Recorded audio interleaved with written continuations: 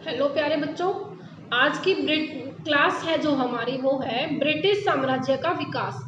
British साम्राज्य के विकास पे बच्चों मैं पहले आपको 2 वीडियो बना करके दे चुकी हूँ, जिनमें हमने ब्रिटिश और मैसूर के बारे में पढ़ा था, उनके तीनों युद्धों के बारे में पढ़ा था। देखो, आज का टॉपिक शुरू करने से पहले मुझे बैक जाना पड़ेगा, क्योंकि आपकी जो कंटिन्यूसी है आपके इस चैप्टर में, वो तभी बनेगी बच्चों जब तक आपको पीछे का थोड़ा बहुत रिवाइज ना करवा दिया जाए। अगर आप पीछे का चैप्टर अगर हम थोड़ा सा रिवाइज कर लेते हैं तो आप इस चैप्टर के साथ बंध जाएंगे। वापस से इस वीडियो में आपको पता चलेगा कि हमने क्या क्या करवाया हुआ है।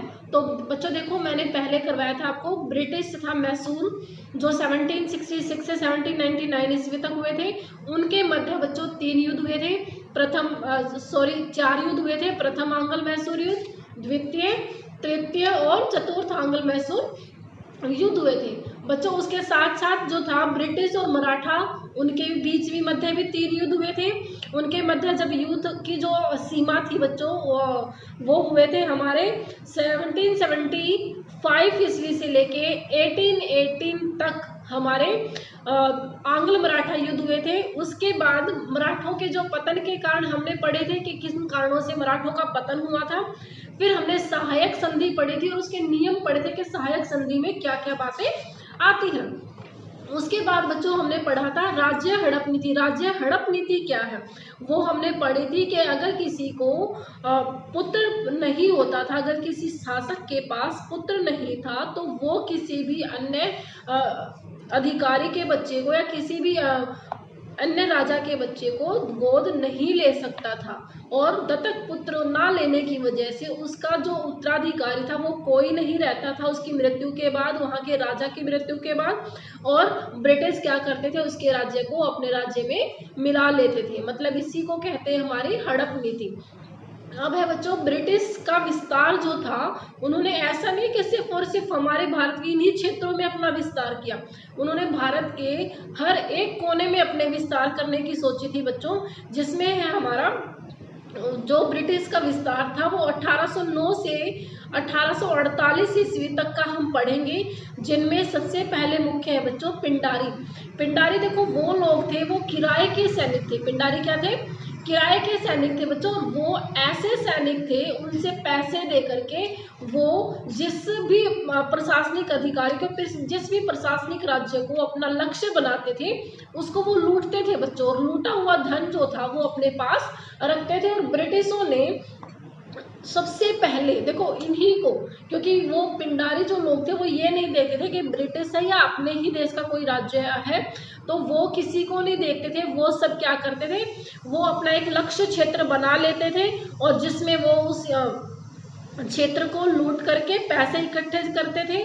और जब इन्होंने ब्रिटिशों के विरुद्ध मराठों के जो युद्ध में सहयोग दिया, किन्होंने? पिंडारी सैनिकों ने ब्रिटिश और मराठों के बीच में जो युद्ध हुआ था बच्चों, उसमें पिंडारी ने मराठों का साथ दिया था और तभी से ब्रिटिश इन्हें समाप्त करने की सोच रहे थे।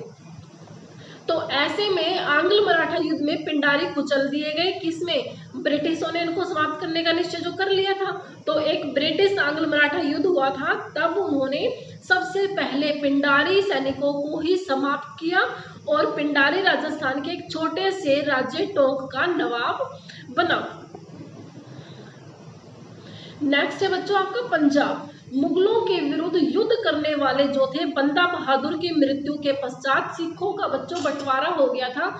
उनकी जो शक्ति थी वो विभागों में बट गई थी। जो पंजाब को हम 12 मिसलों में कहते हैं कि 12 मिसलों में क्या बट गया था, पंजाब आपका बट गया था। जिसके प्रधान भी अलग अलग व्यक्ति थे। महाराणा रणजीत सिंह ने इन्हें आपस में मिलाने की कोशिश की और उनको आपस में मिला दिया, लेकिन 1839 ईस्वी में जैसे ही महाराणा प्रताप की मृत्यु हुई, तो वापस से वो मिसलें आपस में अलग थलग पड़ गई। और 2 निरंतर युद्धों के बीच बच्चों ब्रिटिशों ने, जैसे ही महाराणा प्रताप की मृत्यु हुई, वापस से वो मिसलें जो थी वो गुटों में बट गई, अलग अलग गुटों में। तो ब्रिटिशों ने इसका फायदा उठाया और उन पर आक्रमण कर दिया, युद्ध कर दिया और पंजाब पर कब्जा कर लिया। 2 लगातार युद्ध लड़े और उनमें पंजाब पर कब्जा कर लिया। प्रथम आंग्ल सिख युद्ध के बाद बच्चों दिलीप सिंह जो थे पंजाब के और गुलाब सिंह जम्मू और कश्मीर के राजा बने। हालांकि देखो वो राजा बन गए थे, लेकिन उनकी जो वास्तविक शक्तियां थी बच्चों वो किसके हाथ में थी? ब्रिटिशों के हाथ में थी। वो उनके हाथों की कठपुतली बनकर के रह गई थी। द्वितीय आंग्ल सिख युद्ध के पश्चात सिख राज्य को समाप्त कर दिया गया था और पंजाब ब्रिटिश साम्राज्य के कब्जे में आ गया था। इस राज्य हरण के साथ ही 1848 से 1856 ईस्वी तक ब्रिटिशों का जो प्रभाव था वो अपनी चरम सीमा पर था। मतलब उन्होंने पूरे के पूरे राज्य पर अपना प्रभाव जमा लिया था। ब्रिटिशों की दृष्टि से केवल जो ब्रिटिशों की जो नज़र थी बच्चों केवल हमारे भारत पे ही नहीं थी, आसपास के देशों पर भी वहाँ उनकी दृष्टि थी। वे भारतीय उपमहाद्वीप के अन्य राज्यों जैसे बर्मा, नेपाल, सिंध और अफगानिस्तान पर भी अपना अधिकार स्थापित करना चाहते थे। अब हम पढ़ते थोड़ा थोड़ा इनके बारे में जान लेते हैं, 2-2, 4-4 लाइनें। बर्मा जो है जिनको आजकल हम आधुनिक समय में हम उनको म्यांमार के नाम से जानते हैं, में इमारती लकड़ियों का जो संपन्न संसाधन से वो संपन्न था, इमारती लकड़ियों से संपन्न था। कौन सा देश? बर्मा। अतः ब्रिटिशों ने की जो थी वो अब संसाधन जहाँ पे थे, जहाँ पे अच्छा पैसा मिल रहा था तो ब्रिटिशों की नज़र वहीं पे रहेगी। तो ऐसे ही बर्मा के जो ब्रिटिश की नज़र थी वो बर्मा के इन संसाधनों पर थी। यह उत्तर पूर्व में एक मध्यवर्ती राज्य के रूप में भी था। कौन? म्यांमार, जिनको हम जानते हैं अभी, पहले वो क्या था? बर्मा था। 1824 ईस्वी में प्रथम आंग्ल बर्मा युद्ध के बाद बर्मा को सहायक संधि स्वीकार करनी पड़ी। मतलब पहले ही युद्ध में बर्मा ने अपने घुटने टेक दिए और वो ब्रिटिश साम्राज्य में अपना राज्य को मिला दिया। 1852 ईस्वी में बच्चों ब्रिटिश साम्राज्य ने बर्मा के एक भाग तथा 1885 ईस्वी में उत्तरी बर्मा पर अपना कब्जा कर लिया था। पढ़ते हैं नेक्स्ट अपना नेपाल।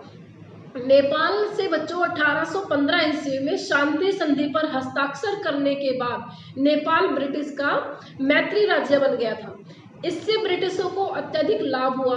कैसे? क्योंकि अब ये बहादुर गोरखाओं को अपनी सेना में नियुक्त कर सकते थे, जो इसके बाद हुए कई युद्धों में उपयोगी थे। नेपाल के बारे में आप अभी प्रेजेंट में भी पढ़ते हो बच्चों। प्रेजेंट में अगर आप न्यूज़ सुनते होंगे तो आपको पता होगा कि नेपाल अभी भी चीन के भड़कावे में आकर के भारत के खिलाफ हो गया था और अभी भी खिलाफ है। बर्मा कभी से नेपाल कभी से ऐसा ही देश है बच्चों, वो बहुत ही जल्दी अपने घुटने टेक देता है और अपने ऊपर कोई भी परेशानी आने से पहले ही उसके साथ वो संधि कर लेता है। सेम ऐसे उसने ब्रिटिशों के साथ किया था और ब्रिटिशों के साथ उसने संधि करते ही बच्चों जो उसकी गोरखा सेना थी वो बहुत ही ताकतवर थी और ब्रिटिशों ने उसका फायदा उठाया और क्या किया, उसकी सेना को अपने सेना में मिला लिया। नेक्स्ट है बच्चों सिंध। ब्रिटिश सिंध पर अपना अधिकार स्थापित करना चाहते थे क्योंकि यह अफगानिस्तान और मध्य एशिया के बीच मीडिएटर था बच्चों। मीडिएटर क्या होता है कि उनके मार्ग से जुड़ा हुआ था।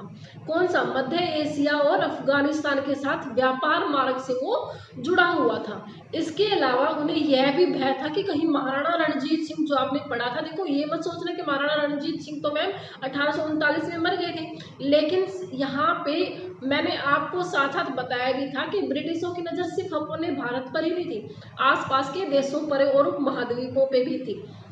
तो जिस टाइम पे भारत में वो पंजाब पर अपना आधिपत्य जमाना चाहते थे उसी टाइम की बात है ये। यहाँ की भी सिंध की भी उनको डर था बच्चों, कहीं महाराणा प्रताप इसके महाराणा प्रताप जो है महाराणा रणजीत सिंह जो है वो इन पे कब्जा ना कर लें, क्योंकि वे समुद्री मार्ग तक अपने जो पहुंच बनाना चाहते थे। हालांकि ब्रिटिशों के अफगानिस्तान के साथ युद्ध ने भी सिंध के महत्व को सिद्ध किया था, क्योंकि इनकी आपूर्ति जो थी वो दृष्टिकरण के लिए एक महत्वपूर्ण मार्ग उपलब्ध हुआ था।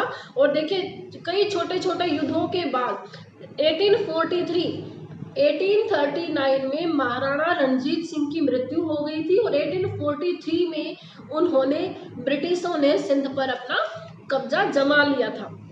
नेक्स्ट है बच्चों अफगानिस्तान। अफगानिस्तान में क्या हुआ था, ब्रिटिशों ने रूसियों के खतरे को भांप लिया था। उनको लग गया था कि रूस कहीं हमारे ऊपर आक्रमण ना कर दे, तब इन्होंने अफगानिस्तान पर नियंत्रण स्थापित करने का निश्चय किया।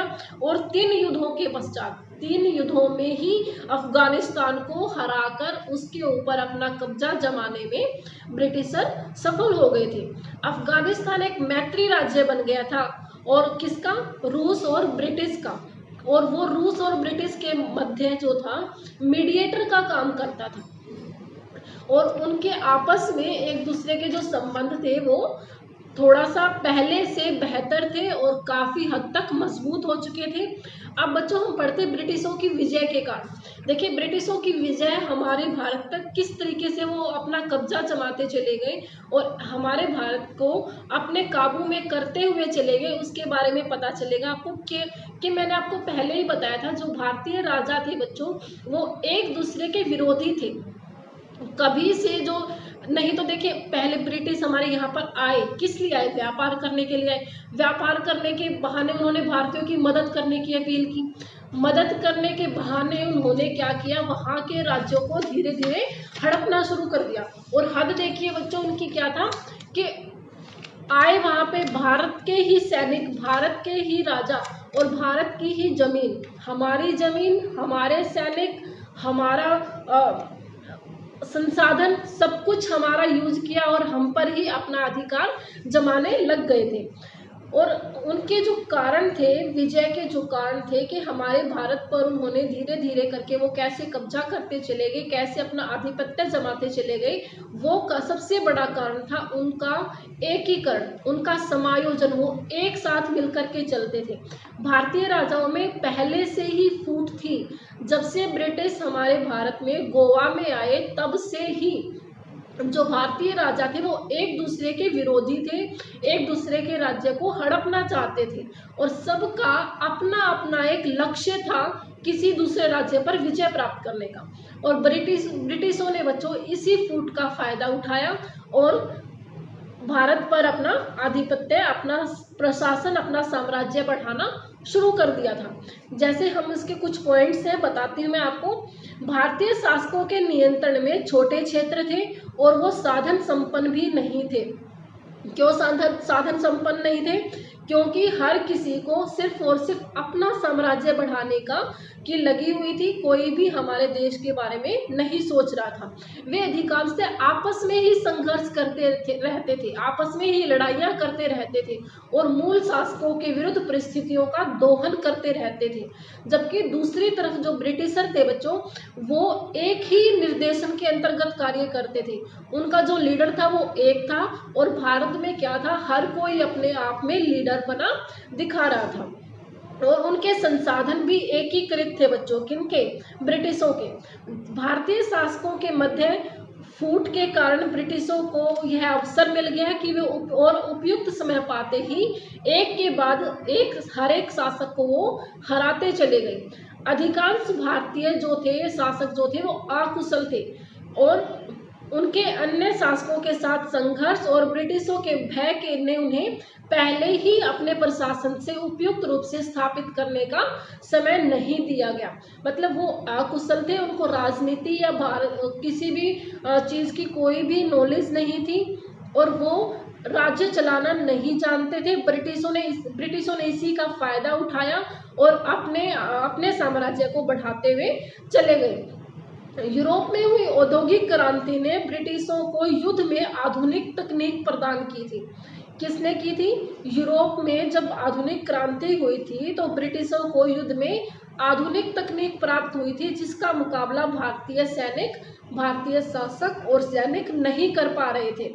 उदाहरण के लिए जैसे जब मसूर और ब्रिटिश पहली बार आमने सामने आए तब वे समान तकनीकी से सुसज्जित थे, मतलब दोनों के पास समान तकनीक थी। किंतु 18वीं शताब्दी तक आते आते ब्रिटिशों ने अपनी जो सेना थी और तकनीक थी उसको बढ़ाया और गोला बारूद का निर्माण किया, जिससे उनकी जो शक्ति थी वो काफी हद तक मजबूत बन गई थी। और जब दूसरा युद्ध हुआ था तो उसके सामने मैसूर की सेना कुछ भी, थोड़े से भी दिन टिक नहीं पाई थी। ब्रिटिश सेना बहुत ही बेहतर ढंग से व्यवस्थित थी और जिनके सैनिकों को अच्छा वेतन, अच्छा खाना और अच्छा भोजन मिलता था। और इसके विपरीत भारतीय जो सैनिक थे उनको ना तो अच्छा खाना मिल पा रहा था, ना ही अच्छा भोजन मिल पा रहा था, और ना ही बच्चों उनको अच्छा प्रशिक्षण मिल पा रहा था। वो युद्ध की कोई भी तैयारी नहीं कर पा रहे थे, प्रशिक्षण उनको ट्रेनिंग नहीं मिल रही थी। सबसे बड़ी जो वजह थी बच्चों, वो थी भारत के राजाओं में आपसी फूट। जबकि जो दूसरी तरफ जो थे भारत के राजा थे, वो सेना में किसी भी क्षेत्र में मुकाबला नहीं कर सकती थी। किनका? ब्रिटिशों का। क्योंकि ब्रिटिश की जो सेना थी वो क्या थी?